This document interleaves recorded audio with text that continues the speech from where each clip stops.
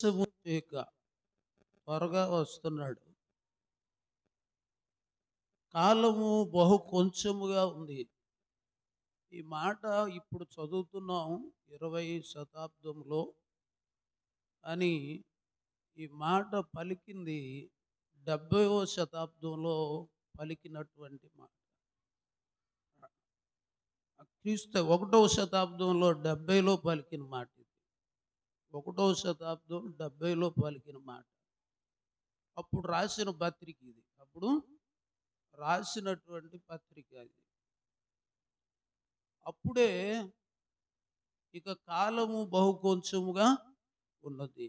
అంటే 1వ శతాబ్దంలోనే దేవుని రాకడ బహు కొంచెముగా ఉన్నదని చెప్పాడు.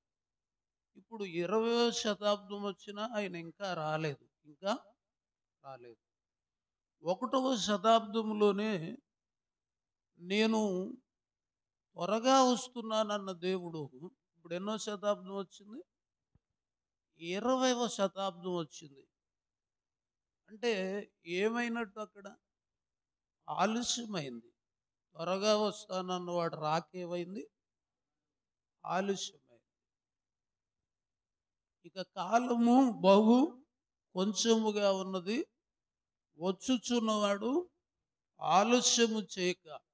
ఈ మాట పలికింది 1వ శతాబ్దం 70లో పలికిన మాట. ఇప్పుడు మనం 20వ శతాబ్దంలో చదువుతున్నాం. కానీ 1వ శతాబ్దంలో ఆయన చెప్పాడు. కానీ 20 శతాబ్దాలైనా ఇంకా ఆయన రాలేదు.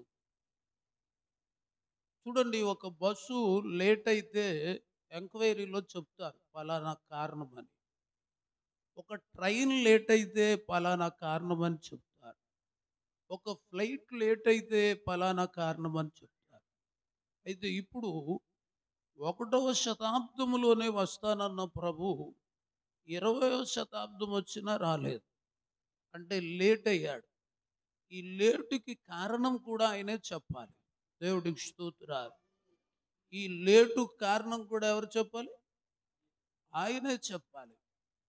ఎందుకు లేట్ అయ్యాడో కూడా పేతురు పత్రిక 3వ అధ్యాయంలో, 2వ పత్రిక 3వ అధ్యాయం 9లో తన రాకడ లేట్ చేయడానికి గల కారణాన్ని అక్కడ చెప్పాడు. కొందరు ఆలస్యమని ఎంచుకొనున్నట్లు ప్రభువు తన వాగ్దానమును గూర్చి ఆలస్యము చేయవాడు కాదు. ఆ ఇచ్చయింపక అందరూ మారు మనసు పొందవలనని కోరుచు. అంటే ఎందుకు రాకడ ఆలస్యమైందంటే మనుషుల పట్ల దేవుడుకున్న అపారమైన ప్రేమ. అంటే నీ భర్త నశించకూడదు, నీ భార్య నశించకూడదు, మీ బంధువులు నశించకూడదు, మీ వెనకాల తరము నశించకూడదు అని ఆయన లేట్ చేయటానికి కారణాలు వేరొకటి లేదు. కానీ అందరి మీద ఉన్న ప్రేమే ఆయన రాకడ లేట్ అవటానికి కారణం. దేవుడికి స్తోత్రాలు. దేవుడు లోకమును ఆ ప్రేమ వల్లే ఆయన ఏం చేశాడంటే ఈ రాకడను లేట్ చేస్తున్నాడు. ఎందుకంటే ఎవరు నశించడం ఆయనకి ఇష్టం లేదు. అందరూ అంతటా ఏం పొందాలి? మారు మనస్సు పొందాలి. ప్రపంచంలో మనుషులు మారిన క్రైస్తవులు రోజు రోజు పెరిగిపోతున్నారు. ఈరోజు ప్రభుత్వాలకు భయం ఏంటంటే అందరూ యేసు ప్రభువుని నమ్ముకుంటున్నారని. ఇది ఇప్పుడు వచ్చిన భయం కాదు, ఫరో దగ్గర నుంచి ఉన్న భయం. దేవుడికి స్తోత్రాలు. ఫరో కూడా ఇశ్రాయేలీయులు పెరిగిపోతున్నప్పుడు ఏం పడ్డాడు? చాలా భయపడి కఠినమైన చట్టాలు చేశాడు. ఇప్పుడు ప్రపంచంలో క్రైస్తవులు రోజు పెరిగిపోతున్నారు, రోజు రోజు పెరుగుతున్నారు. కానీ ఎవరు పెరుగుతున్నారంటే మనుషులు మారిన వాళ్ళు పెరుగుతున్నారు. ఎవరు పెరుగుతున్నారండి? మనుషులు మారిన వాళ్ళు పెరుగుతున్నారు. కానీ మనసులు మారినోళ్ళు పెరగట్లే, ఉన్నోళ్ళు కూడా తగ్గిపోతున్నారు. దేవుడికి స్తోత్రాలు. మనసులు మారిన సంఖ్య పెరుగుతుంది కానీ మనస్సులు మారిన సంఖ్య పెరగట్లేదు. ఈ ప్రభుత్వాలేమో మనుషులు మారిన సంఖ్యనే చూసుకుంటున్నారు కానీ దేవుడు మాత్రం మనసులు మారిన సంఖ్యను చూసుకుంటున్నాడు. దేవుడికి స్తోత్రాలు. మనస్సు, బైబిల్ ఏం చెప్తుందో తెలుసా? మనిషి మారితే దేవుడు నీలోకి రాడు, మనస్సు మారితే నీలోకి వస్తాడు. దేవుడికి స్తోత్రాలు. మనిషి మారితే నీలోకి రాడు. ఏం మారాలి? మనస్సు మారాలి. 1:28 రోమా పత్రికలో, వారు తమ మనస్సులో దేవునికి చోటియనొల్లక పోయిరి. గుర్తుపెట్టుకోనండి, దేవుడికి ఎక్కడ చోటు ఇవ్వాలండి? మనస్సులో చోటు ఇవ్వాలి. ఐగుప్తు దేశం నుంచి మోసే నాయకత్వంలో బయలుదేరిన ప్రజలు సంఖ్య ఎంతంటే, 2వ అధ్యాయం సంఖ్యాకాండం 32, 33 వచనాల్లో 20 years దాటిన వాళ్ళ సంఖ్య, అంటే 20 సంవత్సరాలు దాటిన వారి సంఖ్య రాశాడు. 6,03,550 మంది. చెప్పండి, ఎన్ని లక్షలు? 6,03,550 మంది. ఎంతమంది? ఇంచుమించు ఈ చుట్టుపక్కల రాజమండ్రి కూడా సరిపోదేమో, అంత పెద్ద సంఘం కట్టాలి. దేవుడికి స్తోత్రాలు. చర్చి జనసంఖ్య చాలా ఎక్కువగా ఉంది.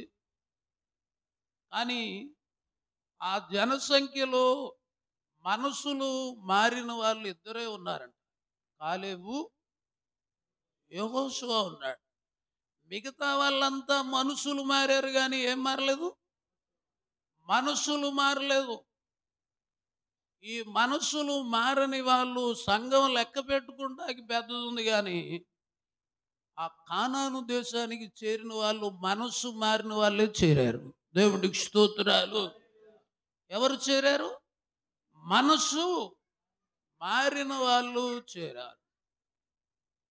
మనసులు మారితే మీకు సాక్ష్యం ఉండదు కానీ మనస్సు మారితే మీరున్న ఊర్లో సాక్ష్యం ఉంటుంది. మనసులు మారితే ఆచారాలు మానేస్తారు. మనసులు మారితే మనుషులు పారంపర్యం అన్నీ కూడా మనసు మారితే విడిచిపెడతారు. మనసు మారినోడా విడిచిపెడతాడు. ఈ విడిచిపెట్టినోడికి ఏముండదంటే సాక్షి ఉండదు. గుడికి వెళ్తారన్న పేరు ఉంటుంది కానీ అన్నీ మామూలే అని ఉంటుంది. దేవుడికి స్తోత్రాలు. అన్నీ మామూలుగానే చేస్తారు. నేను మిమ్మల్ని ఒక విషయం అడగాలనుకుంటున్నాను. దేవుడు ఆదివారం చేసి మంచిదన్నాడా చెడ్డదన్నాడా? మీరు చెప్పాలి. మీరు చెప్పండి. ఆదివారం చేసి మంచిదన్నాడా చెడ్డదన్నాడా? మంచిదన్న వాళ్ళు మీ నోటితో చెప్పండి. సోమవారం చేసి మంచిదన్నాడా చెడ్డదన్నాడా? చెప్పట్లేదు. మీరు ఏదన్నా గొడవ అయినప్పుడు ఇంత సైలెంట్గా ఉంటే మీకు ఎంత మంచి పేరు వస్తుందో. దేవుడికి స్తోత్రాలు. అక్కడ మాత్రం ఇప్పేస్తారు నోరు. ప్రియమైన ఇక్కడ గట్టిగా చెప్పినా పర్లేదు, మనమే కదా ఉన్నాం. మంగళవారం మంచిదన్నాడా చెడ్డదన్నాడా? మంచిదన్న వాళ్ళు చెయ్యొద్దండి. బుధవారం మంచిదన్నాడా చెడ్డదన్నాడా? గురువారం మంచిదన్నాడా చెడ్డదన్నాడా? శుక్రవారం మంచిదన్నాడా చెడ్డదన్నాడా? శనివారం మంచిదన్నాడా చెడ్డదన్నాడా? మొత్తం మీ అందరికీ తెలిసిపోయింది మంచిదనే. మరి మంగళవారం మీ అమ్మాయిని ఎందుకు పంపనంటున్నావు? మంచిదని చెప్పేప్పుడు మళ్ళీ ఏం చేసావు? దాన్ని ఇప్పుడు చెడ్డది చేసేసావు. శుక్రవారం మంచిదని నీ నోటితోటే ఒప్పుకున్నావు, కానీ మరలా శుక్రవారం వస్తే డబ్బులు అని అంటావు. అంటే నువ్వేం మారావు? మనిషి మారావు కానీ మనస్సు మారలేదు. దేవుడికి స్తోత్రాలు. ఆ ఆచారం అనే పద్ధతులు ఎవరికైతే ఉంటాయో ఆ ఒక్కటి చాలు నీ కన్నీరు వేస్ట్ అయిపోవడానికి. దేవునికి స్తోత్రాలు. ఆ ఒక్కటి చాలు నువ్వు చేసే ప్రార్థనకు జవాబు రాకపోవటానికి. ఈరోజు క్రైస్తవులు ఆచారం అనే కట్లలో నమ్ముకున్నారు తప్ప ఈ కట్ల నుంచి ఇంకా బయటికి రాలేదు. కాబట్టి ఈ స్తుతి ఆరాధనలో ఆ కట్లు యేసయ్య తెంపేనుగాక. దేవుడికి స్తోత్రాలు. ఇది ఎవరు చేయగలుగుతారు? మనసు మనస్సు మారిన వాళ్ళే వీటిని చేయగలుగుతారు. మనుషులు మారిన వాళ్ళు కాదు. మనస్సు మారాలి. మనస్సు మారాలి. పాట పాడతారు. ఏం పాట అది? మారిన మనసు ఫలితం ఉంటుంది. ఇప్పుడు ఇప్పుడు తిప్పి పాడదాం. మారని మనసు దేవుడికిస్తే ఫలితం. మారితే ఇది పాడుకోండి, మారకపోతే అది పాడుకోండి. దేవుడికి ఇష్టం. హల్లెలూయా. కాబట్టి ప్రియమైనటువంటి దేవుని బిడ్డలారా, ఇప్పుడు నేను స్టార్ట్ చేసిన మాటలు సర్వసాధారణంగా ఇక్కడ నిలబడి ఏ దైవజనుడు చెప్పినా దానికి సంబంధించిన వ్యక్తులు ఉంటేనే ఆ ప్రసంగం వస్తుంది, లేకపోతే రాదు. ఇక్కడ నిలబడినప్పుడు సంఘానికి కావలసిన వర్తమానం, సంఘములో విశ్వాసములో ఏ లోపాలు ఉన్నాయో అన్నీ కూడా దేవుడు మాట్లాడుతూ ఉంటాడు. కొన్నిసార్లు కొంతమంది విశ్వాసులు ఎలా ఉంటారంటే, ఒక్కోసారి పాస్టర్ గారు మాట్లాడితే కొంతమంది అందరూ కలిసి అనుకుంటారంట, ఈరోజు అయ్యగారిని దేవుడు బలంగా వాడేసుకున్నాడని మాట్లాడుకుంటారంట. మరుస రోజున కానీ వాళ్ళకి తగిలేదు గాని మాట్లాడితే ఇవాళ అయ్యగారే మాట్లాడాడు అంటారంట. వాళ్ళకు అనుకూలంగా వస్తే దేవుడు మాట్లాడాడు, వాళ్ళని పొడిచినట్టు వస్తే అక్కడే దెబ్బతింటున్నాం. ఏదైనా దేవుడే నీతో ఇక్కడ నిలబడినప్పుడు ఏ సేవకుడైనా దేవుడు వాడుకుంటాడు. దేవుడికి స్తోత్రాలు. వాడుకొని నీకు ఏ లోపం ఉందో అన్నీ కూడా తెలియజేస్తుంటాడు. కాబట్టి ఆయన త్వరగా వస్తున్నాడు. కాబట్టి మనస్సు మారాలి. మనం ఆయన రాకడకు సిద్ధపడాలని మీకు మనవి చేస్తున్నాను. కొంతమంది కొద్ది రోజులు విశ్వాసంగా ఉంటారంట, తర్వాత మళ్ళా వెనక్కి తీస్తారంట. ఆ వెనక్కి తీసే వాళ్ళ యందు దేవుడు ఆత్మకు ఏముండదంట? సంతోషం ఉండదంట. వెనక్కి తీసే వాళ్ళ యందు దేవుడు ఆత్మకు సంతోషం ఉండదు. సరికదా ఆ వెనక్కు తీసేవాడు కూడా నాశనానికే తీస్తున్నాడని బైబిల్లో మనం చూస్తున్నాం. కాబట్టి మనం అందరం సిద్ధపడవలసిన దినాలు. ఆ సిద్ధపరచడానికే దైవజనులను ప్రేరేపించి ఈ ఉపవాస కూటాలని, స్తుతి ఆరాధనలని ఇవన్నీ ఎందుకు చేయిస్తాడంటే మిమ్మల్ని సిద్ధపరచడానికే దేవుడు ఏర్పాటు చేస్తాడు. అది కూడా అదే 10వ అధ్యాయములో 24లో రాయబడింది. హెబ్రీ పత్రిక 10:24. హెబ్రీ పత్రిక 10:24. కొందరు మానుకొనుచున్నట్టుగా సమాజంగా కూడుట మానక. చూడండి, ఇక్కడ చాలా ప్రాముఖ్యమైన సంగతి. దేవుని రాకడ సమయంలో విశ్వాసులు ఏ విధంగా ఉండాలో రాశాడు.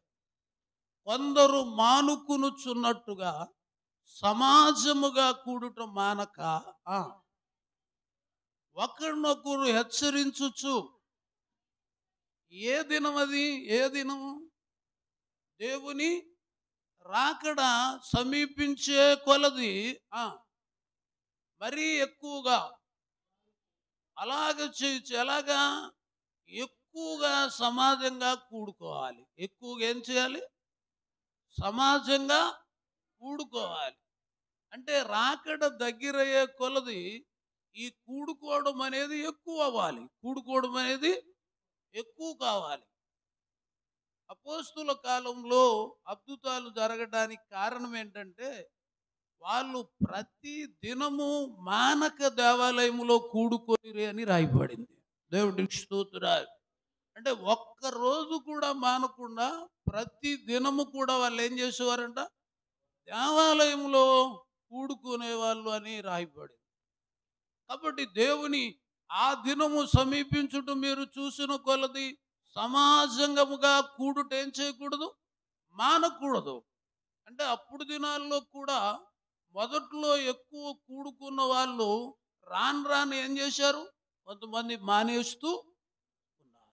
అప్పుడు దినాల్లో కూడా చాలామంది ఎక్కువ కూడుకొని రాను రాను తగ్గిపోయారు. సర్వసాధారణంగా ఎప్పుడు తగ్గిపోతారో కూడా నా అనుభవంలో తెలుసు. జూనియర్‌గా ఉన్నప్పుడు, జూనియర్‌గా ఉన్నప్పుడు అంటే స్టార్టింగ్ భక్తి చేసేటప్పుడు ఎక్కడ కూటం అంటే అక్కడికొస్తారు. జూనియర్‌గా ఉన్నప్పుడు ప్రతి కూటం చెప్పడమే ఆలస్యం వచ్చేస్తారక్కడ. కానీ సీనియర్ అయిపోయాక మానేస్తుంటారు. జూనియర్‌గా ఉన్నప్పుడు ప్రతి కూటానికొస్తారు. కొంచెం సీనియర్ అయ్యేటరికి వెనకబడుతుంటారు. కొంతమందిలో ఈ కనిపిస్తూ ఉంటాయి. అసలు సీనియర్ అయ్యే కొలది భక్తి పెరగాలి. భక్తి పెరగాలి. కానీ సీనియర్ అయ్యే కొలది కొంతమందికి ఎక్కువ కూడుకునే వాళ్ళు వెనకబడే వాళ్ళు చాలామంది ఈరోజు సంఘాల్లో మనం చూస్తున్నాం. ఇక్కడ ఇక్కడ చెప్తున్నాడు, సమాజముగా కూడుట ఏం చేయకూడదంట? మానక.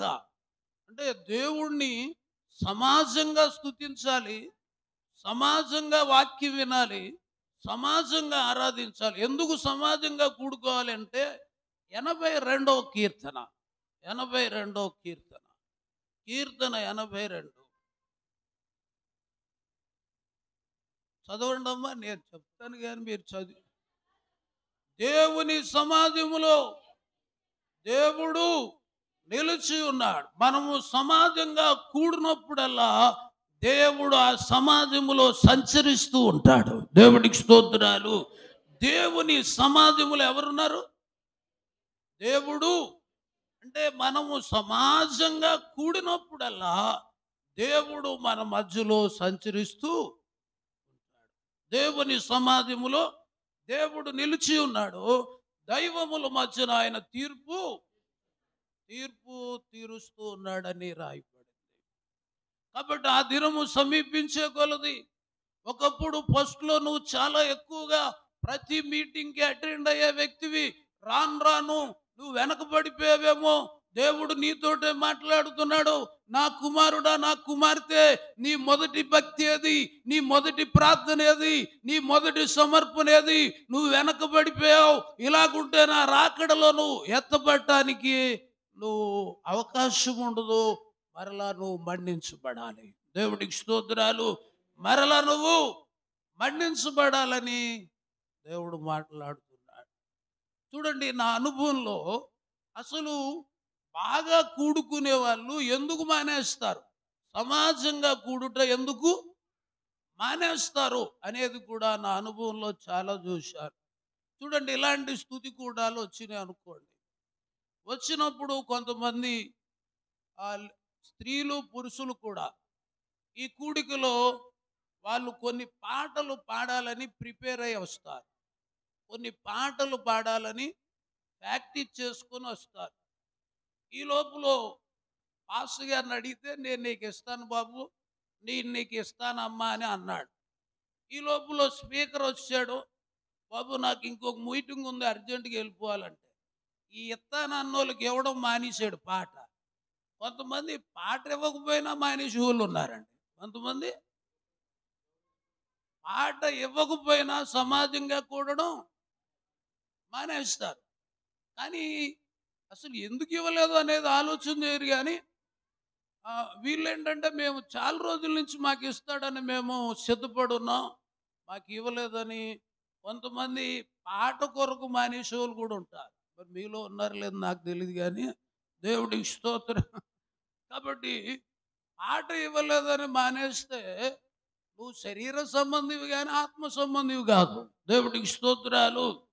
ఆత్మ సంబంధులు ఆత్మ విషయాల మీద మనసు పెడతారు. శరీర సంబంధులు శరీర విషయాల మీద మనసు పెడతారు. ఎందుకు చెప్తున్నానంటే ఈరోజు కొన్ని సంఘాల్లో కొంతమంది సమాజంగా కూడటానికి మానటానికి కారణం కూడా ఇలాంటివి ఉన్నాయి. ఇంకో సంగతి తెలుసా?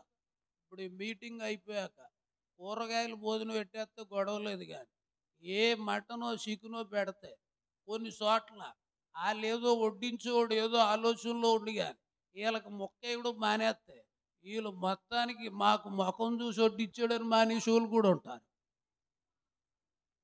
అంటే ఇలా కూడా కొంతమంది సమాజంగా మళ్ళా పాస్టర్ గారు వాళ్ళు వెళ్ళి బతుకులాడుకునేటికి తలకాయ పూట వచ్చేది.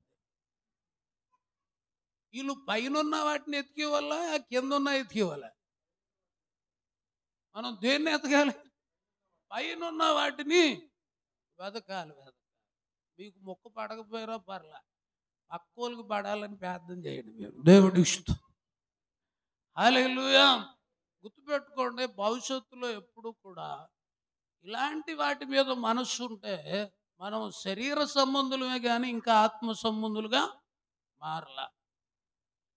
ఒక పాస్టర్ గారు అంటే ఈ కీబోర్డు వాయించే వాళ్ళకి ఒక అతని కోపం అంట, తబలా ఇష్టకి. ఆ పాస్టర్ గారు వచ్చినప్పుడు పాట పాడితే తబలా కొట్టడంట అతను. అయితే ఏమైందంటే కూటమి అయిపోయాక ఈ తబలా ఇష్టలకి కీబోర్డు వీళ్ళందరికీ ఒకే దగ్గర భోజనం పెట్టారంట. భోజనం పెడితే ఈ ఈ పాస్టర్ గారు అంటే కొంచెం ఎక్కువ కూరలు వేస్తారు కదా, పాస్టర్ గారికి ఎక్కువ కూర వేశారంట, తబలా ఇష్టకి తక్కువ వేశారంట. ఆడు వేసినోడిని వదిలేసి మానేసి పాస్టర్ గారిని సీరియస్గా చూస్తున్నాడు. చూస్తుంటే పాస్టర్ గారు ఈడేదో గొడవ పెట్టేసేలాగా ఉన్నాడురా బాబు అనుకొని అల్లిపోయి ఎలాగ తప్పించుకోవాలని అన్నాడంట. ఇప్పుడు తబలా ఇష్టు గారు భోజనానికి ప్రార్థన చేస్తారు అన్నాడంట. ఆడు కళ్ళు మూసుకొని ఏం చేస్తున్నాడు తెలుసా? ప్రభువా, ఇక్కడ అన్యాయం జరుగుతుంది, ఒకరికి ఎక్కువ కూర వేసారు, ఒకరికి ఎవడన్నా చేస్తాడని అలాంటి ప్రార్థన. ఆడు బాధ ప్రార్థనలో చెప్పేస్తున్నాడని. కొంతమంది విశ్వాసులు కూడా అలాగే ఉంటారు. వాళ్ళకి ఎవరికైనా కక్షగానే ఉంటే ఎదరు కూర్చుంటే ఒక ఆవిడ వచ్చి ఆవిడ ప్రార్థనలోనే తిడుతుంటుంది అక్కడి నుంచి, ఈవిడికి వినపడాలని, ఈవిడికి వినపడాలి. కొంతమంది ప్రార్థనలో తిట్టుకునే వాళ్ళు కూడా ఉంటారు. నేను చేసేది ఆవిడకి వినపడాలి, ఆవిడ చేసేది మనకి వినపడాలి. ఇలాంటి అంటే ఆధ్యాత్మికంగా ఎదగని వాళ్ళు ఆ చేసేటటువంటి పనులు. సరే, ఈడు ఎప్పుడైతే ప్రార్థనలో అంత గట్టిగా చేస్తున్నాడో ఈ పాస్టర్ గారికి మరీ భయం వేసింది. ఈడు ఆమెను చెప్పాక నా మీద సీరియస్ అయిపోలాగా ఉన్నాడు అనుకొని ఆడు ప్రార్థనలో ఉండగానే పాస్టర్ గారు కూర అంతా ఆడికి వేసాడు.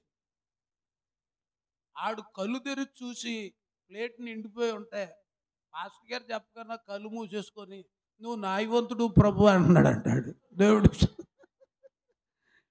అంటే ఆత్మీయ స్థితిలో పరిపక్వం చెందని వాళ్ళు, ఆత్మీయ స్థితిలో ఎదుగుదల చెందనటువంటి వాళ్ళు, ఇలాంటి వాళ్ళ ద్వారా సేవకులకి చాలా ఇబ్బంది ఉంటుంది. పాట ఇవ్వకపోతే నేను రానని చెప్పడం, కొంచెం ఏదన్నా కొంతమంది ఏమంటుంటారంటే మొఖాలు చూసి వడ్డిస్తున్నారని అంటారు. ఏమంటారు? నేనేమంటానంటే ముఖం చూడకపోతే నీ మీద వేసేస్తాడు మొత్తానికి. దేవుడి ఇష్టం. వడ్డించేటప్పుడు ఫేస్ చూడకపోతే ఎక్కడేస్తాడో. ప్రియమైనటువంటి దేవుని బిడ్డలారా, మీరెవరు అలాంటి వాళ్ళు కాదనుకుంటున్నాను. ఒకవేళ ఉంటే సరి చేసుకోండి. దేవుడికి స్తోత్రాలు. పాట ఇవ్వకపోయినా గుడికి పాటకి సంబంధం మానేయకూడదు, వెనకబడకూడదు. ఒక్కోసారి ఏం జరుగుతుంటుందంటే పాస్టర్ గారు ఒక ఇంటికి ప్రార్థనకు వచ్చాడు.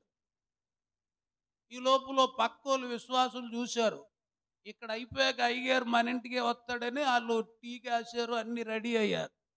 ఈ లోపల పాస్టర్ గారికి ఆ ఇంట్లో ఉండగా ఫోన్ వచ్చింది, ఎవరికో యాక్సిడెంట్ అయింది, అర్జెంటుగా రమ్మని. ఆ సంగతి వీళ్ళకి తెలియదు కదా, వీళ్ళు రెడీగా ఉన్నారు.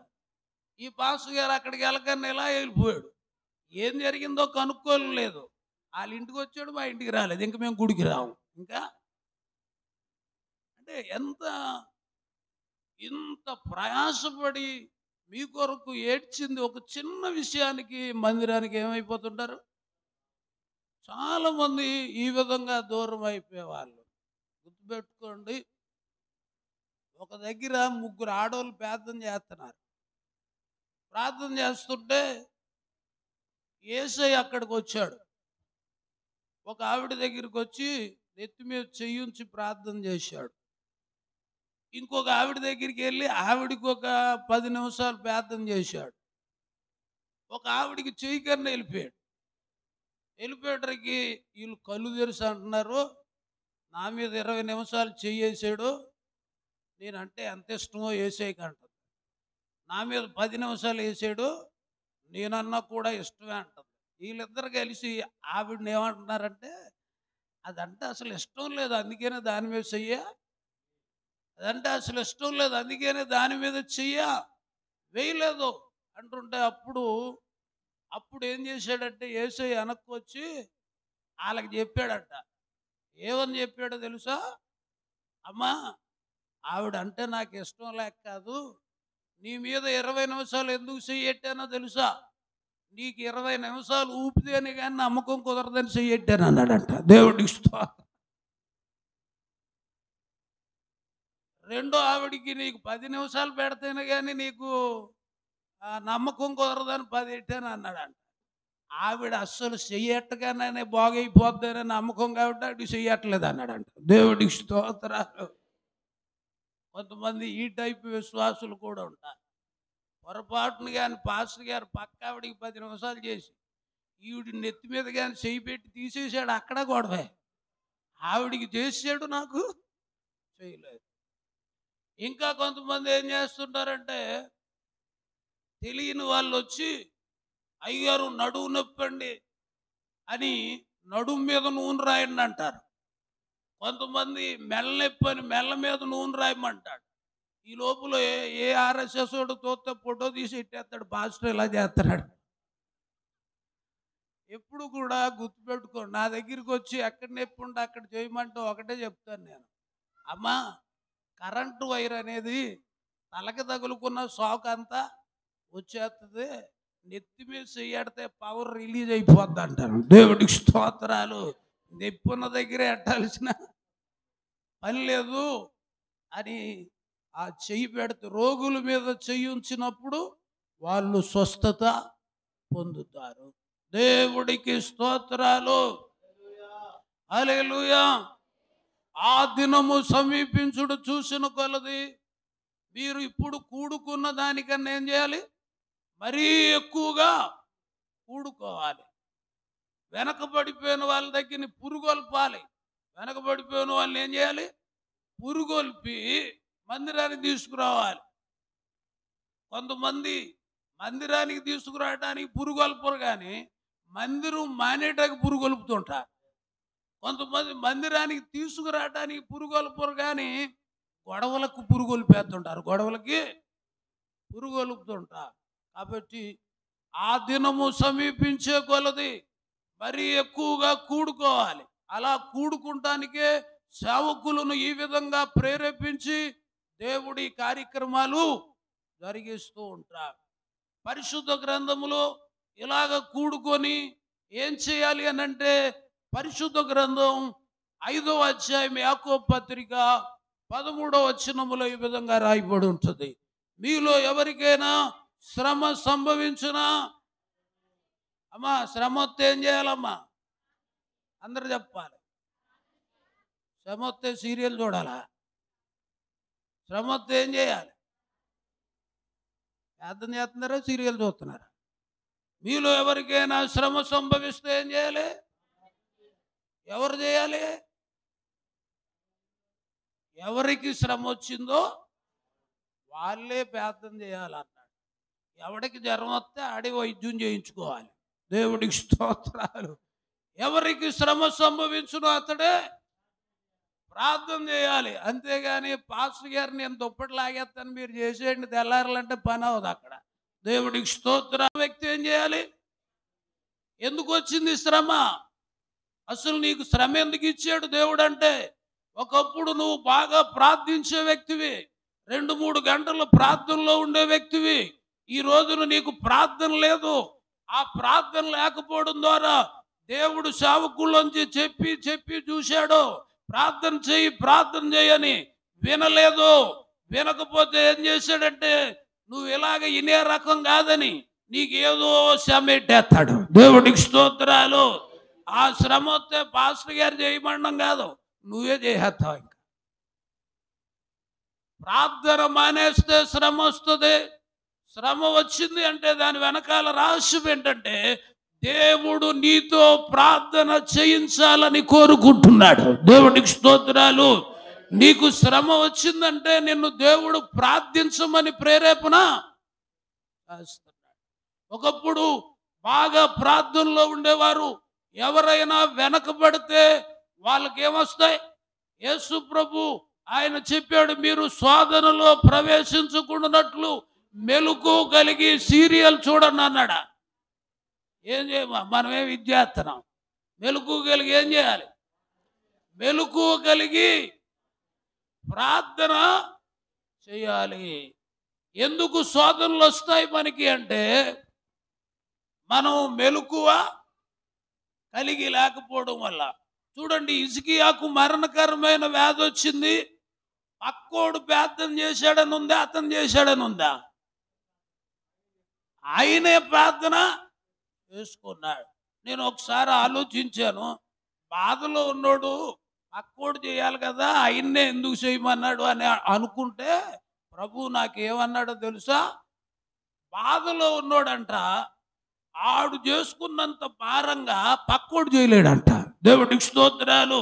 అంటే నీ బాధను నువ్వు చెప్పుకున్నంత భారంగా పక్కోడు దాన్ని చెప్పలేడు.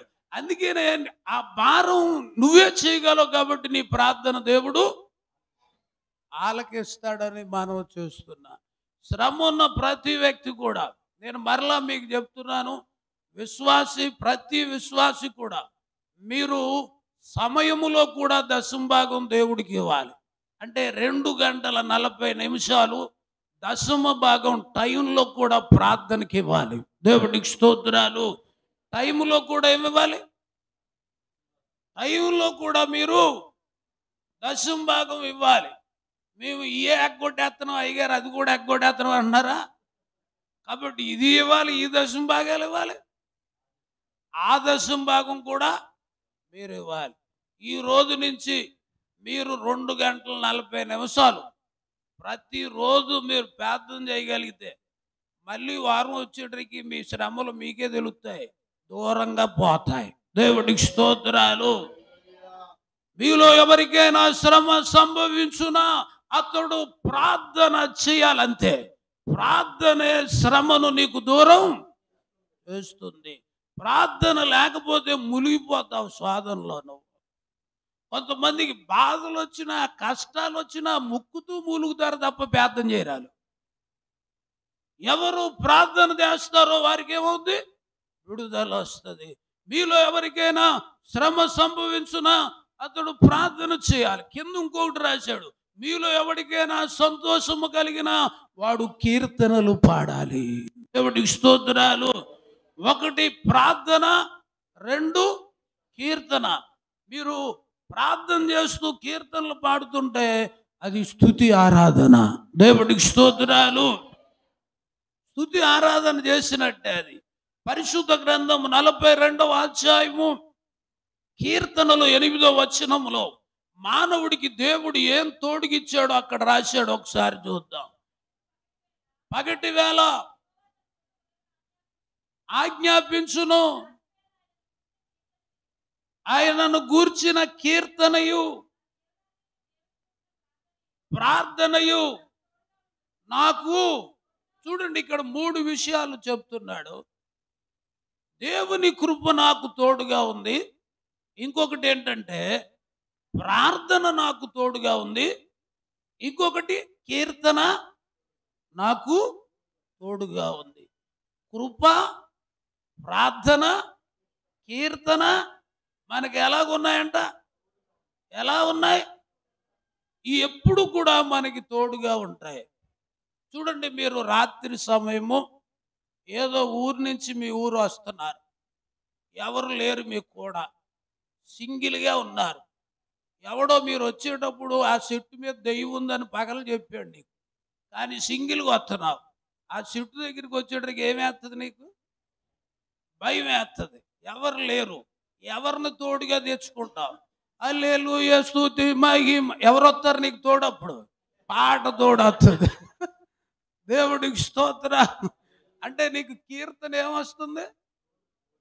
కీర్తన నీకెప్పుడు అక్కడ అదే రాశాడు. నీ ప్రార్థన, కీర్తన నాకు ఎలాగున్నాయి? తోడుగా ఉన్నాయి. రాత్రి మంచి నిద్రలో ఉన్నావు, దెయ్యం పీక నొక్కేసింది, పక్కన ఎవరు లేరు. ఇప్పుడు ఎవరిని తోడు తెచ్చుకుంటావు? మోకాళ్ళేసి ప్రార్థన తోడుగా తెచ్చుకుంటావు. ఇప్పుడు నోరెప్పమన్నా ఎప్పోగాని అది కానీ నొక్కిందంటే మాత్రం పెద్ద నోరెట్టి చేసేస్తావు. దేవుడికి స్తోత్రాలు. కాబట్టి మనకి ఎవరు తోడుకున్నారు ఇప్పుడు?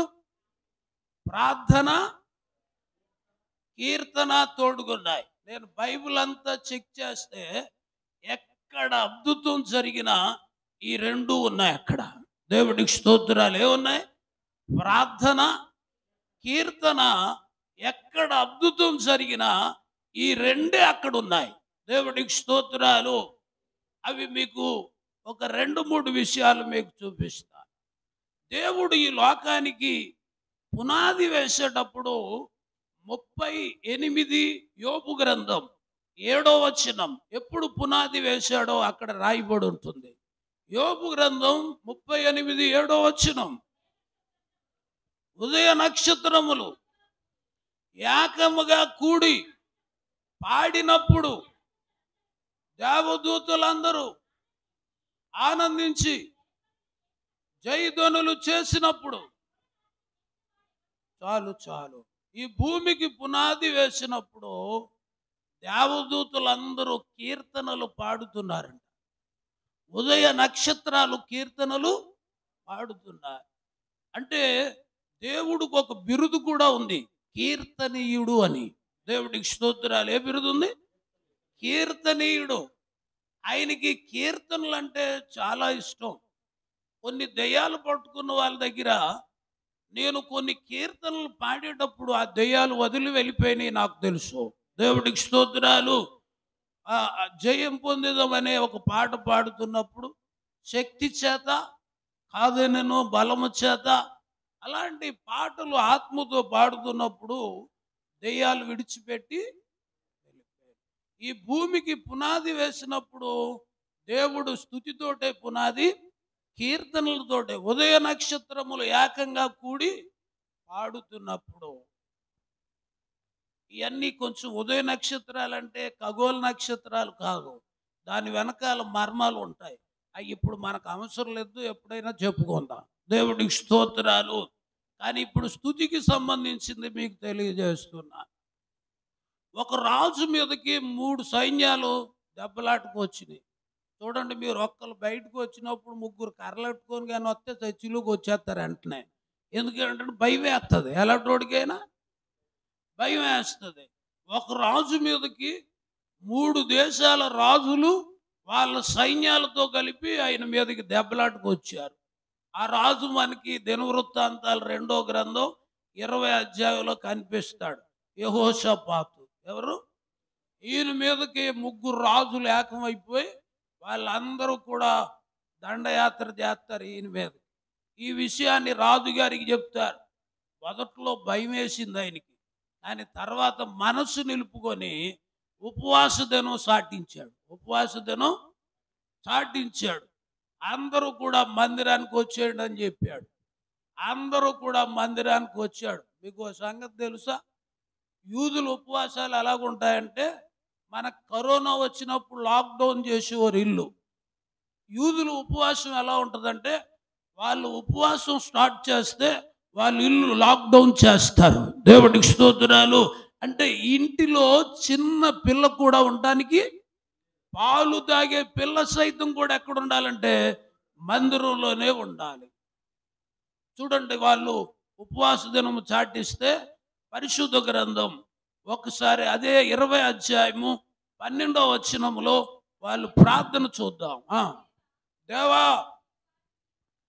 వారికి తీర్పు తీర్చవా, మా మీదకు వచ్చు ఈ గొప్ప సైన్యముతో యుద్ధము చేయుటకు మాకు ఏం చాలదు? శక్తి చాలదు. చూడండి సహోదరి సహోదరుడా, ఒకవేళ నీ స్థాయికి మించిన అప్పులు ఉన్నాయా? నీకు స్థాయికి మించిన అనారోగ్యం ఉందా? బాధలు ఉన్నాయా? వాళ్ళు చూడండి అక్కడ ఏం ప్రేయర్ చేస్తున్నారంటే, వీళ్ళ మీద యుద్ధము చేయడానికి మాకు శక్తి చాలదు. అలాగే నీ సమస్యలతో పోరాటము చేయడానికి నీకు శక్తి చాలకపోతే వీళ్ళకిలాగే నువ్వు ప్రార్థన చేయాలి. చదవండి. ఏమి చేయుటకును.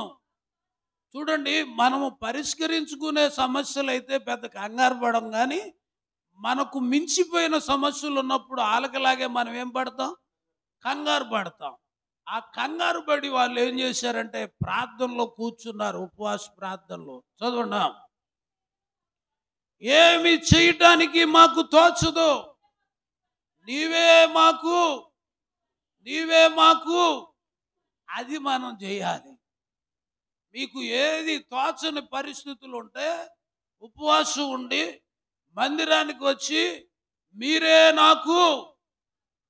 నాకు దిక్కు అని మీరు ప్రార్థన చేయాలి. చదవండి. అమ్మా, ఆ లాక్డౌన్ చేశారో లేదో చెప్పడానికి అది చదివేస్తున్నారు. యూదా వారందరూ శిశువులతోనూ భార్యలతోనూ పిల్లలతోనూ, అంటే ఇల్లు ఏం చేశారు? తాళం వేశారు. మనం ఏం చేస్తున్నాం?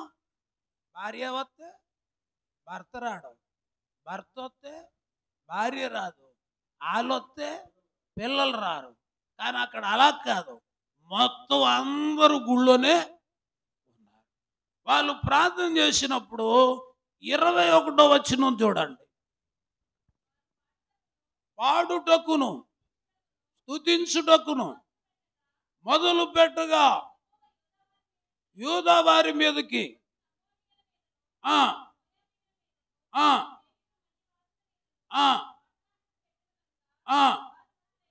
ఏమైపోయారు వాళ్ళు? దేని వల్ల అయ్యారు? కత్తెట్టుకు వెళ్ళారా? కర్రట్టుకు వెళ్ళారా? కొన్ని చీపిరిగాడితో కొట్టేశారు వాళ్ళని? ఏళ్ళా. వాళ్ళు ప్రార్థన చేసినప్పుడు దేవుడు వారికి ఒక డైరెక్షన్ ఇచ్చాడు. స్తుతించడానికి గాయకుల్ని పెట్టండి అన్నాడు. ఏమన్నాడు? స్తుతించడానికి పాడుటకు గాయకుల్ని పెట్టమన్నాడు. ఆ గాయకులకు ఏ అలంకరణ ఉందంట? పరిశుద్ధ అలంకరణ. 20 వచనం చదవండి ఒకసారి.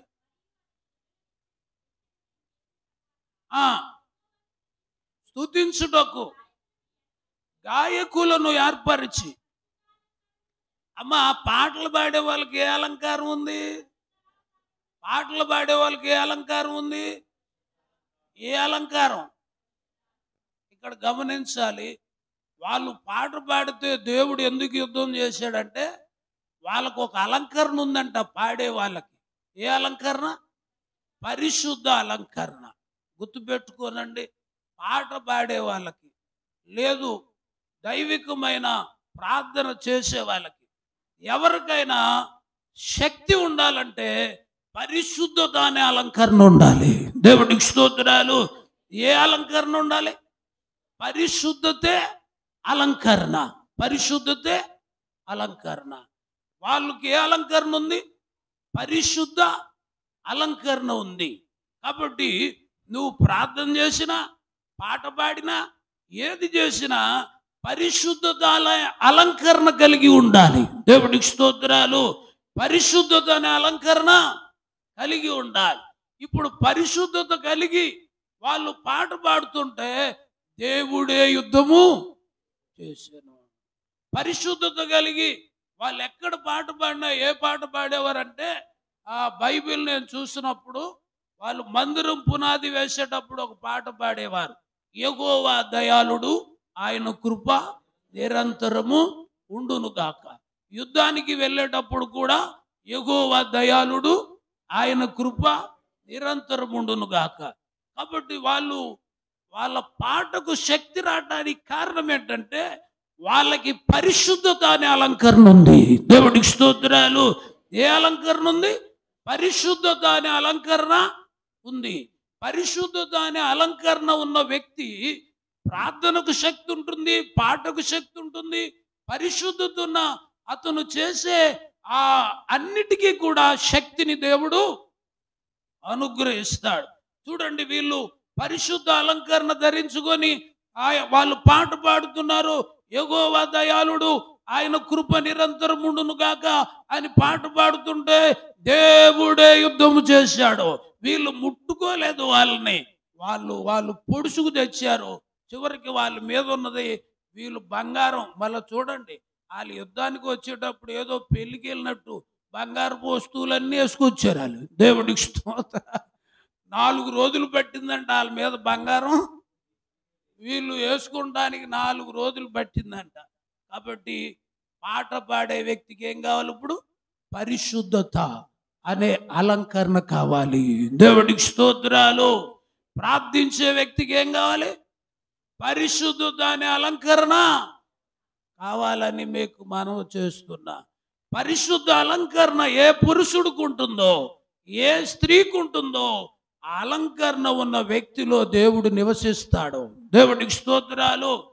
ఎక్కడ పరిశుద్ధత ఉంటుందో పరిశుద్ధత కలిగిన ఆ హృదయంలో దేవుడు నివసిస్తాడని మీకు మనవి చేస్తున్నా. పరిశుద్ధ ఆత్మ రావాలంటే ఏముండాలండి? ఏముండాలి? కొన్ని సంఘాల్లో అయితే ఈ పరిశుద్ధాత్మ పొందుకోలేక పరిశుద్ధాత్మ లేదని చెప్పేస్తారు. దేవుడికి స్తోత్రాలు. పొందుకోలేక లేదని చెప్తారు. ఎందుకంటే ఇది పొందుకోవాలంటే కొంత నిష్ఠ చేయాలి. ఉపవాసాలని, చెడుతనాన్ని విడిచిపెట్టడం అని ఇలాంటి కార్యక్రమాలు చేయాలి. కొంతమంది ఏమి వదలలేక అసలు లేదని చెప్పేస్తే గొడవ వదిలిపోద్ది అనుకుంటారు వాళ్ళు. దేవుడికి స్తోత్రాలు. మీరు ఒక ప్రశ్న, ఎవరన్నా మిమ్మల్ని ఆత్మ లేదు అంటే ఒక వాక్యం చూపిస్తాను, దాన్ని ఒకసారి మీరు చూపించండి, దానికి ఆన్సర్ ఏం చెప్తారో చూడండి. చూడండి, పరిశుద్ధ గ్రంథంలో 8వ అధ్యాయము 5 నుంచి 6 వచనాలు నేను చూసుకుంటే అక్కడ ఫిలిప్పు సమరయ గ్రామానికి వెళ్ళి దేవుడు వాక్యాన్ని ప్రకటిస్తుంటాడు. అయితే అక్కడ అద్భుతమైన కార్యాలు జరిగితే అందరూ ఏక మనస్సుతో ఫిలిప్పు చెప్పిన మాటల యందు లక్ష్యం ఉంచుతారు. 7వ వచనంలో చూస్తే ఉంచినప్పుడు 8వ అధ్యాయం 7 అపోస్తుల కార్యాలు పట్టిన అపవిత్రాత్మలు పెద్ద కేకలేసి, చూడండి ఇక్కడ ఫిలిప్పు వాక్యం చెప్తుంటే సమరయ వాళ్ళందరికీ ఏ మనసు వచ్చిందంటమ్మా? ఏక మనసు. ఏ మనసు? ఏక మనసు వచ్చింది. ఈ ఏక మనసు ఎప్పుడైతే వచ్చిందో ఈ వాక్యం వాళ్ళ హృదయంలోకి వెళ్ళిపోయింది. వాక్యం అగ్ని వంటిది. అగ్ని హృదయంలోకి వెళ్తే పాము ఉండదు, ఇంక అక్కడ పారిపోతుంది. కాబట్టి అగ్ని వెళ్ళింది. సర్పం ఏం చేస్తుంది? కేకలేసి పారిపోతుంది. కుంటోళ్ళు నడిచారు, పక్షవాతం గల వాళ్ళు గంతులేశారు. ఈ యొక్క ఫిలిప్పు ఆ సమరయ పట్టణానికి వెళ్ళకముందు సమరయ సిటీ మొత్తం అంతా ఒకడిని దేవుడని పూజిస్తుందంట. ఆడి పేరేంటంటే గారడీ సీమోను. ఆడి పేరేంటి? వాడి పేరు గారడీ సీమోను. ఈ గారడీ సీమోన్ని దేవుడు అని పూజిస్తున్నారు. దేవుడని పూజిస్తున్నారు. పూజిస్తూ ఉంటే ఈ ఫిలిప్పు చేసిన మహత్కార్యాలు, సూచక్రియలు ప్రజలు చూసి ఇప్పుడు ఈ గారడీ సీమోన్ ఇమేజ్ అంతా పడిపోయింది. ఎటువైపు వెళ్ళిపోయింది? ఆ దృష్టి అంతా ఫిలిప్పు మీదకి, యేసయ్య మీదకి వెళ్ళిపోయింది. ఎంత వెళ్ళిపోయిందంటే చివరికి ఆ గారడీలు చేసేవాడు దేవుడు అనిపించుకున్నాడు కూడా పిలుపు దగ్గర ఏం పొందేశాడు? బాప్తీసాన్ని పొందేశాడు. బాప్తీసం పొందాక అపోస్తులు ఏం చేశారంటే, సమరయ్య వారు బాప్తీసం పొందారని తెలిసి ఇప్పుడు అపోస్తులను అక్కడికి పంపించారు. అపోస్తులను అక్కడికి పంపించారు. కొన్ని సంఘాల్లో పరిశుద్ధాత్మ అనేది కూడా తెలియని సంఘాలు ఉన్నాయి. బాప్తీసం పొందితే చాలు అనుకుంటారు. ఇప్పుడు ఈ 14వ వచనం ఒకసారి చదవండి. ఆ ఆత్మ లేని వాళ్ళకి మీరు చెప్పేది చెప్తున్నా. ఈ 8, 14 చదవండి. సమరయ్య వారు అంగీకరించిరని యెరూషలేములో అపోస్తులు విని పంపిరి. వీరు వచ్చి ఏం పొందాలని అంటే వాళ్ళు ఏం పొందున్నారు? బాప్తీసం పొందున్నారు. ఏం పొందలేదు? పరిశుద్ధాత్మను పొందలేదు. బాప్తీసం ఎవరి దగ్గర పొందారు? పిలుపు దగ్గర పొందారు. ఇప్పుడు వీళ్ళకి పరిశుద్ధాత్మ కొరకు ఎవరిని పంపారు? అపోస్తుల్ని పంపించారు. పేతురు, యోహాన్ని. వీళ్ళు వచ్చి ఏం ప్రార్థన చేస్తున్నారు? ఈ బాప్తీసం పొందిన వాళ్ళు ఏం పొందాలి? పరిశుద్ధాత్మను పొందాలి అని ప్రార్థన చేస్తున్నారు. చదవండి.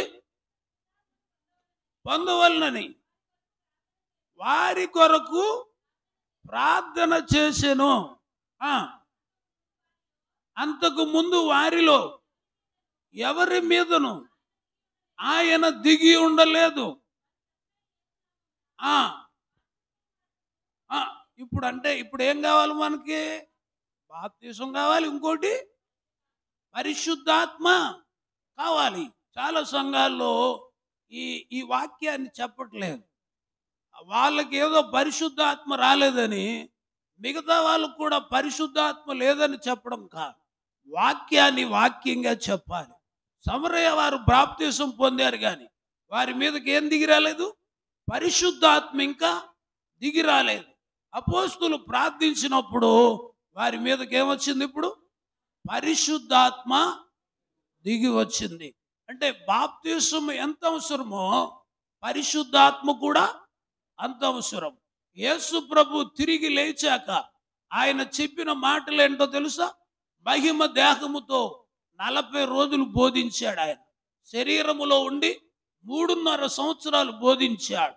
తిరిగి లేచాక 40 దినాలు బోధించాడు. దేవుడికి స్తోత్రాలు. ఆయన తిరిగి లేచిన ప్రసంగాల్లో ఆయన మార్కు సువార్త 16-14లో మీరు చూడక్కర్లా, తన చెప్పిన వారి మాట నమ్మనందుకు హృదయ కాఠిన్య నిమిత్తం వాళ్ళని గద్దించాడు. తర్వాత ఏమన్నాడో తెలుసా? సర్వలోకానికి వెళ్ళి సువార్తను ప్రకటించండి అని చెప్పాడు. నమ్మి బాప్తిసం పొందినవాడు రక్షించబడతాడు. చెప్పాడు వాళ్ళకి. తర్వాత ఏం చెప్పాడో తెలుసా? ఈ బాప్తిసం పొందినోళ్ళు బాప్తిసంతో ఆగిపోకూడదు అని అపోస్తుల కార్యాలు 1:8 వచనంలో, అయినను పరిశుద్ధాత్మ మీ మీదకు వచ్చినప్పుడు మీరు శక్తిని పొందుకుంటారు. అంటే మీరు ఇప్పుడు ఏం చేయాలి? బాప్తిసం పొందాలి. శక్తి పొందాలంటే ఏం పొందాలి? అయినను పరిశుద్ధాత్మ మీ మీదకు దిగి వచ్చినప్పుడు మీరు శక్తిని పొందుకుంటారు. అంటే సమరయ్య వారు బాప్తిసం పొందారు, కానీ పరిశుద్ధాత్మ పొందలేదు. అయితే పేతురు, యోహానులు వచ్చి ప్రార్థించినప్పుడు ఈ బాప్తిసం పొందిన వాళ్ళందరి మీదకి ఏమొచ్చింది? పరిశుద్ధాత్మ వచ్చింది. ఆ టీములో ఒకడికి రాలే, అందరికి వచ్చింది కానీ ఒకడికి రాలే. ఆడి పేరేంటంటే గారడి సీమోను. ఆడికి ఎందుకు రాలే? ఆడు బాప్తిసం పొందాడు కానీ హృదయం మార్చుకోలేదంట. దేవుడికి స్తోత్రాలు. ఇప్పుడు కొంతమంది ఈ హృదయం మార్చుకోలేని వాళ్ళకి పరిశుద్ధాత్మ రాదు. ఈ పరిశుద్ధాత్మ రాని వాళ్ళు కొంతమంది ఏమంటారంటే, మనకి ఎలాగ రాదు కాబట్టి అసలు పరిశుద్ధాత్మ లేదని చెప్పేద్దాం అంటారు వాళ్ళు. దేవుడికి స్తోత్రాలు. ఈ హృదయం మార్చుకుంటేనే కానీ అభిషేకం నీలోకి రాదు. చూడండి, పిలుపు దగ్గర బాప్తిసం పొందిన వారందరూ పేతురు చేతులు పెట్టినప్పుడు ఏమొచ్చింది వాళ్ళకి? పరిశుద్ధాత్మ అందరి మీదకు వచ్చేసింది. కానీ ఒకడికి పరిశుద్ధాత్మ రాలా. వాడి పేరు గారడి సీమోన్. అసలు ఆడు ఏం అడిగాడో తెలుసా? పరిశుద్ధాత్మ నాకు అక్కర్లేదు కానీ నేను ఎవడి మీద చెయ్యాడితే ఆడికి వచ్చేలాగా ఇమ్మన్నాడు. ఆడికి వద్దంట. ఎందుకంటే ఆడికి అర్థమైపోయింది నేను అడిగినా రాదని. దేవుడికి స్తోత్రాలు. ఎందుకంటే ఆడు హృదయం దేవుడి ఎదుట సరిగ్గా లేదు. ఈ సరిగ్గా లేని వాళ్ళకి పరిశుద్ధాత్మ రాదు. పరిశుద్ధాత్మ కొరకు చెప్పలేరు. దేవుడికి స్తోత్రాలు. పరిశుద్ధాత్మ అభిషేకం వ్యక్తికి వచ్చే ప్రాసెస్ ఇక్కడ చెప్పాడు.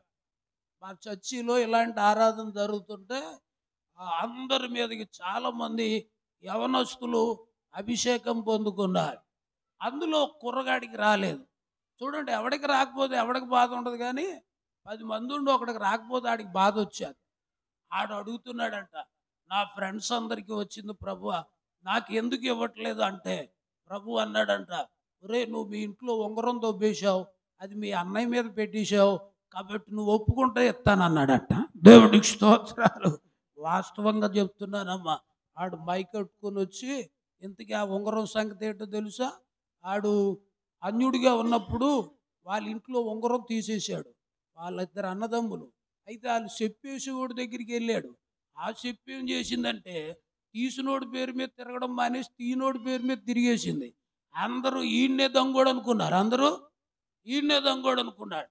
ఈవిడు ప్రభువులోకి వచ్చి ఆత్మ పొందుకున్నాడు. ఇప్పుడు వాడు వాస్తవాన్ని చెప్పేశాడు. చెప్పగానే ఏమైందో తెలుసా? వెంటనే అభిషేకం వాడికి వచ్చింది. దేవుడికి స్తోత్రాలు. అంటే నీ పాపాన్ని నువ్వు ఒప్పుకోవాలి ఖచ్చితంగా. అప్పుడు దేవుడు నీలోనికి వస్తాడని మనం చేస్తున్నారు. ఈ లోపల ఇంకొక ఆవిడి నాకు రావట్లేదు ఏంటని ప్రార్థన చేస్తుంది. వాస్తవంగా జరిగింది చెప్తున్నాను. ప్రభు చెప్పాడంటే ఆవిడికి, మీ ఇంటి పక్కన ఒకరు కొబ్బరి చెట్టు ఉంది, మొదలు మాత్రం వాళ్ళ ఇంట్లో ఉంది, కాయలన్నీ మీ ఇంట్లో పడిపోతున్నాయి, మొత్తం నువ్వు తినేస్తున్నావు, ఒప్పుకో అన్నాడంట. దేవుడికి స్తోత్రం. అంటే చూడండి, పరిశుద్ధాత్ముడు చిన్న విషయాన్ని కూడా మనకి ఒప్పింపజేస్తాడు. ఆవిడ ఒప్పుకోగానే అభిషేకం ఆవిడికి వచ్చేసిందనమాట. అమ్మ మీకు కూడా చెప్తున్నాను, మీ ఇంటి పక్కన ఎవడన్నా ఇల్లు కట్టుకోవడానికి కంకర వేసుకున్నా, సిమెంట్ వేసుకున్నా, బాగా వేసారని లోపలికి కానీ మోసేకెళ్ళరు. అది వేసినా పరిశుద్ధాత్మ రాదు. దేవుడికి స్తోత్రాలు. హల్లెలూయా. మనము నమ్ముకున్న దేవుడు ఖచ్చితమైన దేవుడు. ఎలాగుండాలి మనం కూడా? ఖచ్చితంగా ఉండాలి. గుడి అయిపోయిన తర్వాత మీ చెప్పులు వేసుకెళ్ళండి, పక్కోలు వేసుకుపోకండి. దేవుడికి అలాంటివి ఉన్న పరిశుద్ధాత్మ రాదు. అలాంటివి ఉన్న పరిశుద్ధాత్మ రాదని. అంటే దేవుడికి చిన్న తప్పు కూడా ఉండడానికి వీల్లేదు. ప్రతిదీ కూడా మనం ఒప్పుకోవాలని మీకు మనం చేస్తున్నా. మీరు ఎవరన్నా, మీకు ఎవరికన్నా కూరలు గిన్నెలు వేసిస్తే ఆవిడ మరిచిపోయిందని ఇంట్లో ఎట్టేసుకోకు. అలాగున్న పరిశుద్ధాత్మ రాదు నీకు. ఆ గిన్నె అట్టుకెళ్ళి ఇచ్చేయి. దేవుడికి స్తోత్రాలు. కొంతమంది ఇలాంటివి చేసే వాళ్ళు కూడా ఉన్నారు, కానీ తెగ ప్రార్థన చేసేస్తారు. ముందు ఈ సరి చేసుకోవాలి, ఈ సరి చేసుకోవాలని మీ అందరికి కూడా మనవి చేస్తున్నాను. అమ్మ, ఎవరింట్లోనే గిన్నెలు ఉండిపోయినట్టున్నాయి చూడండి, ఇచ్చేయండి ఈ కూటమయ్యాక. దేవుడికి స్తోత్రం. హల్లెలూయా. కాబట్టి అంటే ఇది స్పిరిట్ బయలుపరిచిన విషయాలు. ఆవిడికి రాకపోవడానికి విషయాలు చెప్తే నాకు ఆశ్చర్యం అయింది. అంటే పక్కోడిది పర్మిషన్ లేకుండా తినేసినా కూడా దేవుడికి అది ఇష్టం లేదన్నమాట. కాబట్టి ఇవన్నీ కూడా మనం సరి చేసుకోవాలని మనం చేస్తున్నాం. కాబట్టి బాప్తిసం పొందిన వాళ్ళ మీద ఏం దిగి రావాలి? వాళ్ళ మీదకి పరిశుద్ధాత్మ దిగి రావాలి. అప్పుడు పైనుంచి ఏం పొందుకుంటారు? శక్తిని పొందుకుంటారు. పరిశుద్ధాత్మ రాకపోతే లోకంలో ఉన్నోడు మీకన్నా బలవంతుడు. పరిశుద్ధాత్మ వస్తే ఆడికన్నా మీలో ఉన్నోడు బలవంతుడు. నువ్వు ఆ పరిశుద్ధాత్మను పొందుకోకపోతే ఆడు నీ మీద దాడి చేస్తానే ఆయన్ని కొట్టలేవు. నువ్వు అభిషేకం నీలోనికి రావాలి. కొంత చూడండి, అపోస్తుల ప్రార్థనలో ప్రభువా వీళ్ళకు ఒక 4 ఎకరాలు భూమి ఇవ్వండి, లేదా 1 ఎకరం కొబ్బరి తోట ఇవ్వండి, లేకపోతే వీళ్ళకి ఆస్తులు ఇవ్వండి అని ప్రార్థన చేయలే. ఏం చేశారు వాళ్ళు? వీళ్ళకి పరిశుద్ధాత్మను ఇవ్వండి అని ప్రార్థన చేశారు. దేవుడికి స్తోత్రాలు. ఏం చేశారు? పరిశుద్ధాత్మను. ఎందుకని? ఇవన్నీ అడగొచ్చు కదా. ఎందుకు పరిశుద్ధాత్మను ఇమ్మని అడిగారు వాళ్ళు? మీకు దాని వివరణ చెప్తున్నాను. ఒక రాజుగారు ఒక దగ్గర ఊర్లో వాళ్ళ అప్పులన్నీ తీర్చేస్తానని సాటింపు వేశాడు. నిజంగా మీ యొక్క చీకటి పట్టణంలో కానీ మీ అప్పులన్నీ తీర్చేస్తానని ఏదన్నా ఇక్కడ వచ్చి కానీ మైకులో చెప్తే మీరు ఉంటారు ఉండరు నాకు తెలీదు. దేవుడికి ఇష్టం. ఆ చెప్పేటరికి మొత్తం ఊర్లో వాళ్ళంతా వెళ్ళిపోయారు. అప్పుడు రాజుగారు ఎవడెవడు ఎంతెంత అప్పులున్నాయో ఇచ్చేస్తున్నాడు. ఈ లోపల ఒక కుర్రగాడు